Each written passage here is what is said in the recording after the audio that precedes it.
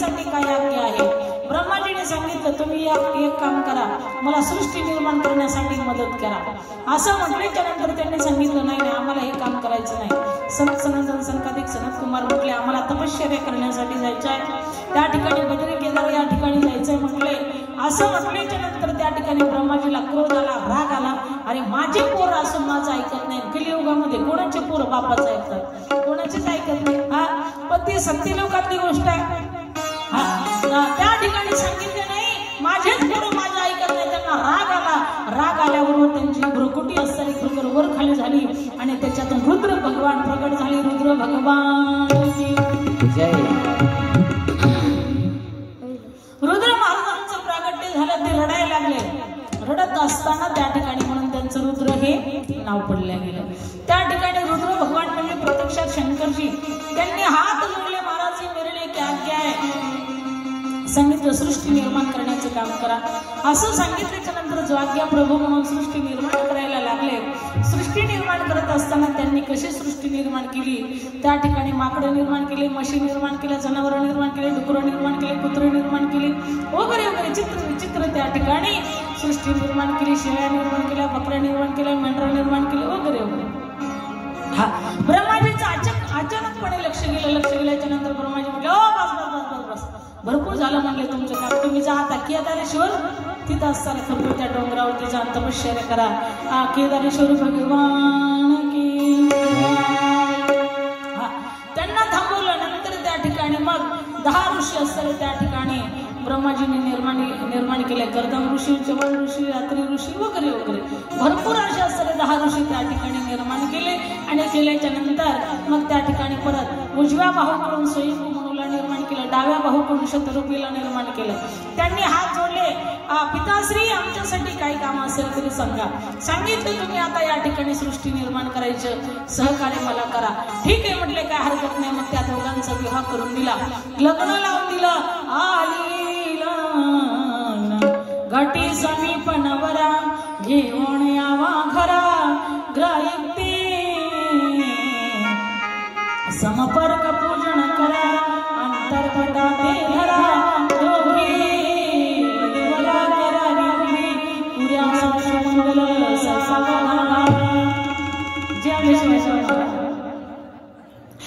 उद्या रुक्मिणी साहेबांचा स्वयंवर आपल्याला करायचंय, उद्या बरोबर लग्न लावायचं। आज कृष्ण कन्हैयाचा जन्म आपल्याला या ठिकाणी प्रगट करायचा आहे। राधेश्याम राधेश्याम।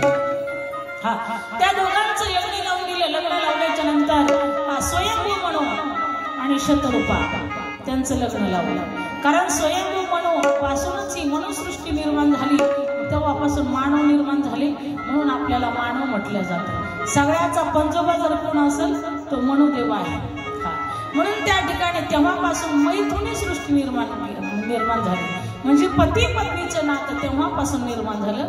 त्याच्या अगोदर त्या ठिकाणी ब्रह्माजीच्या संकल्प सृष्टीतून संकल्प केला की पोरग निर्माण, संकल्प केला की पोरगी निर्माण। अशी सृष्टी होती पहिली। परंतु त्या ठिकाणी मग इकडे असताना ब्रह्माजीला स्वयंभू मनुला आणि शतरूपीला हे काम दिल्याच्या नंतर महाराज सांगतात, मनस्तु शतरूपाय तिसरा कन्याचे जकिरी, आकृती देवतेच्या प्रसूती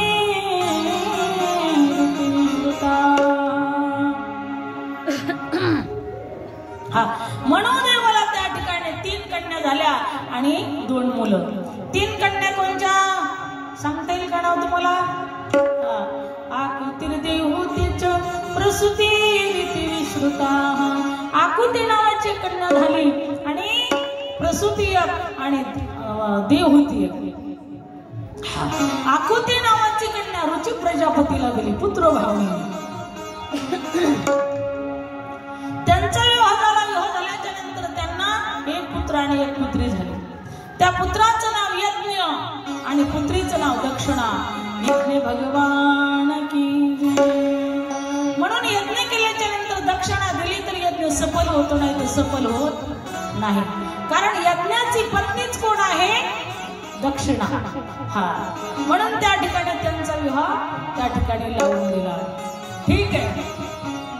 मग इकडे असताना खरोखर देवहूती नावाची जी पुत्री आहे ती कर्दम ऋषीला दिली। कशी दिली तर स्वयंभू म्हणून हा राजा होता. राजा असल्या कारणाने नारद महर्षी त्या ठिकाणी यायचे. आल्याच्या नंतर श्रीमन्नारायण नारायण भजमन नारायण नारायण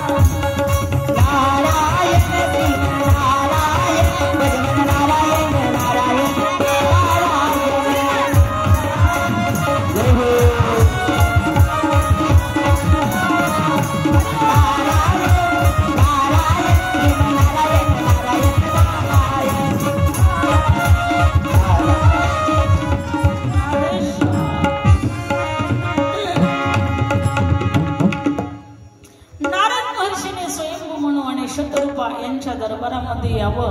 आल्याच्या नंतर देवहूती नावाची त्यांची कन्या, तिने साधू संतांना त्या ठिकाणी प्रणाम करावं. आइये महाराजी बेटी महाराजी घाले संतासी आसने, घाले संतासी आसने,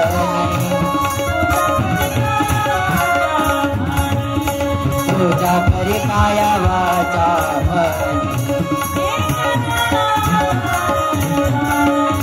एका जनार्दनी राधी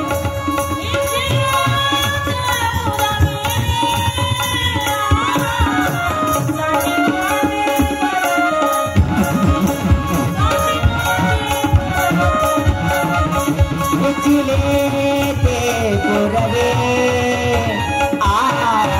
साडी माडे करते, साडी माडे करते ताकी, साडी माडे करते ताकी ताकी. राधेश नारद महर्षींची पूजा करावी, नारद महर्षींना आसन टाकावं, नारद महर्षींचं सर्व त्या ठिकाणी आदरातिथ्य करावं. नारद महर्षींनी कर्दम ऋषीचं गुण गा वा वा वा वा क्या बात. काय ते कर्दम ऋषी, काय त्यांची तपश्चर्या, काय त्यांची ध्यान साधना, काय त्यांचं असतं खरोखर एवढं महान तप. 10,000 वर्ष कर्दम ऋषींनी तपश्चर्या करावी आणि भगवान परमात्मा नारायण प्रगट व्हावे. नारायणाने प्रगट झाल्याच्या नंतर तपश्चर्या बघावी कर्दम ऋषीची. प्रत्यक्षात नारायणाच्या डोळ्यामध्ये सुद्धा पाणी आलं. नारायणाच्या डोळ्यामध्ये पाणी आलं आणि पाण्याचा थेंब खाली पडला. त्या थेंबाचा बिंदू सरोवर निर्माण झाला. नारायण भगवान की बिंदू सरोवर निर्माण झाला आणि त्या ठिकाणी कर्दमनीला सांगितलं, क्या मांगना चाहते हो, मांगो क्या चाहिए. त्यावेळेस कर्दम ऋषीने हात जोडले, भगवंता मला काही नको, मला काहीच नको. हो, त्या ठिकाणी भगवंत म्हटले, कर्दम ऋषी तुम्ही काही मागत नाही हे मला माहिती आहे, पण मी दिल्याशिवाय राहणार नाही. हो, असं म्हटल्यानंतर कर्दम ऋषीने हात जोडले आणि सांगितलं, कर्दम ऋषी मी तुमचा पुत्र म्हणून त्या ठिकाणी तुमच्या पोटी अवतार धारण करणार आहे. असं म्हटल्यानंतर म्हटले ठीक आहे. भगवान परमात्मा त्या ठिकाणी गुप्त झाले. इकडे असणारे खरोखर स्वयंभू म्हणू आणि शतरूपा यांची असणारी कन्या देव होती. तिने आपली इच्छा प्रगट केली. आपले पिताश्री इकडे तिकडे वर धुंडू लागले. त्यावेळेस तिने सांगितलं, पिताश्री काळजी नसावी, मी माझा वर धुंडलेला आहे, शोधलेला आहे. तो म्हणजे कोण? कर्दम ऋषी. नारदजींना बोलवलं. नारदजी आणि स्वयंभू म्हणू आणि शतरूपा कर्दम ऋषींच्या आश्रमामध्ये गेले. गेल्याच्या नंतर त्या ठिकाणी कर्दम ऋषींनी सर्वांचं स्वागत केलं. कशासाठी आलेला आहात म्हणून प्रश्न केला. तर त्यावेळेस स्वयंभू म्हणून शतरूपीने सांगितलं, आम्हाला कन्यादान करायचं आहे, हे कन्या रत्न तुमच्या पदरामध्ये टाकायचं आहे. कर्दम ऋषी म्हटले, अहो वेडे झालात की काय, माझं वय काय, त्या कन्याचं वय काय, अहो ती राजकुमारी, मी तपस्वी साधू, हे कसं जुळणार आहे सूत्र? जुळू शकत नाही. हा मग अहो म्हटले, तसं नाही, आमच्या मुलीने मनोमन तुम्हाला वरलेलं आहे. एकदा पती रूपानं वरल्याच्या नंतर मग काय, त्या ठिकाणी कर्दम ऋषीने सांगितलं, माझी एक अट असेल. कसली अट आहे म्हटले? काय नाही म्हटले, एक ठीक आहे तुमची इच्छा आहे तर करतो विवाह, परंतु विवाह झाल्याच्या नंतर एक अस्तर संतान झालं की तपश्चर्या करण्यासाठी जाणार. असं म्हटल्यानंतर देवहूतीने ते मान्य केलं. देवहूती म्हटली, काहीच हरकत नाही महाराज. हा, नारद महर्षी होते, त्यांचंही लग्न लावून दिलं. आली लग्न घटी समीपणवर. आता इथून पुढे लग्नच असेल. हा, प्यार से कहे राधे श्याम. हा, मग त्या ठिकाणी त्यांचाही विवाह करून दिला. करून दिल्याच्या नंतर आता हल्लीचे मुलं मुली काय करत, लग्न झालं की गोव्याला जा, इकडे जा, हनीमूनला जा वगैरे वगैरे. त्या ठिकाणी पण तसं कर्दम ऋषीने केलं नाही. कर्दम ऋषीने लगे ध्यान लावून लगे डोळे झाकले. ओम नमो नारायण नमः, ओम नमो नारायण नमः, ओम नमो नारायण नमः. हा 1 वर्षापर्यंत तपश्चर्या करत बसले. आताच्या असणाऱ्या खरोखर आया सुद्धा म्हणतात त्याला लई ध्यान धारणा करायची, तर ये तू इकडं काय करा. हा, तसं देवहूतीने काही तक्रार आपल्या आई वडिलांकडे गेली नाही. आपल्या पतीची सेवा करत बसली. एक राजकुमारी असताना सुद्धा अरण्यामध्ये कुटियामध्ये राहू लागली. पतीची मता अनुसरुणी पतिव्रता अनायसी आत्महिता भेटे. त्या ठिकाणी तिने ही सेवा केली. त्या ठिकाणी खूप गोड अशा पद्धतीने सेवा केली. 1 वर्ष पूर्ण झालं. कर्दम ऋषीने डोळे उघडले. पाहिलं आपल्या पत्नीची काय अवस्था आहे. अरे लग्न झालं तेव्हा नुसती चमकत होती अप्सरासारखी, आणि आज सगळं मलिन चेहरा झालाय, त्याचा मलिन कपडे झाले. एक राजाची कन्या असताना सुद्धा एवढी निष्ठेने माझी सेवा करत आहे. म्हणून कर्दम ऋषी प्रसन्न झाले. हे देवहूती तू कोण आहे? त्या ठिकाणी सांगितलं, काय महाराज मी तुमची पत्नी आहे ना. ओळखलं नाही का मला? अरे म्हटले, खरोखर तू एक राजकुमारी असताना सुद्धा माझी एवढी सेवा केली. मी ध्यान धारणा करत असताना सुद्धा सगळी माझी देखभाल तू केली. हा, मी प्रसन्न आहे. काय हवंय तुला? तिने सांगितलं, एक असणारी सच्ची गृहिणी आहे ना, तिला काय हवं असतं तुम्हाला माहित नाही का? एक सुंदर असं असणारा सज्ञानी मुलगा हवाय म्हटले. असं म्हटल्याच्या नंतर त्या ठिकाणी भगवान कर्दम ऋषींनी काय केलं, सुंदर असं एक असं पुष्पक विमान निर्माण केलं. पुष्पक विमान निर्माण केल्याच्या नंतर त्याच्या सुंदर असा सरोवर निर्माण केला महाराज. आणि त्याच्यामध्येच असणारे मोठ्या इमारत निर्माण केली. सुंदर असा बंगला निर्माण केला, गार्डन वगैरे वगैरे सगळं काही त्याच्यामध्ये असणारी सुविधा. आणि मग ते विमानामध्ये सर्व काही सुविधा निर्माण केल्या. सरोवर निर्माण केला होता. सांगितलं देवहूती जा त्या सरोवरामध्ये डुबकी घे. त्या ठिकाणी देवहूती गेली आणि त्या सरोवरामध्ये डुबकी घेतली. डुबकी घेतल्याबरोबर हजारो स्त्रिया तिच्या पुढे हात जोडून उभ्या. त्या कोण होत्या? रिद्धी सिद्धी वगैरे सर्व होत्या. काय सेवा करायची, काय सेवा करायची, काय सेवा करायची, काय सेवा करायची म्हणून त्या हात जोडून उभ्या होत्या. आणि त्या ठिकाणी तिची सेवा करू लागल्या. नंतर आमचे कर्दम ऋषी त्यांनी सुद्धा त्या सरोवरामध्ये डुबकी घेतली. ते असणारे खरोखर किती कितीतरी वर्षाचे होते, पण त्यांना सुद्धा भरपूर 21 वर्षासारखं तारुण्य त्यांच्यामध्ये दिसू लागलं. हो, आणि त्यांचा प्रपंच चालू झाला. नंतर त्यांना 9 कन्या झाल्या आणि 9 कन्या त्या ठिकाणी खरखर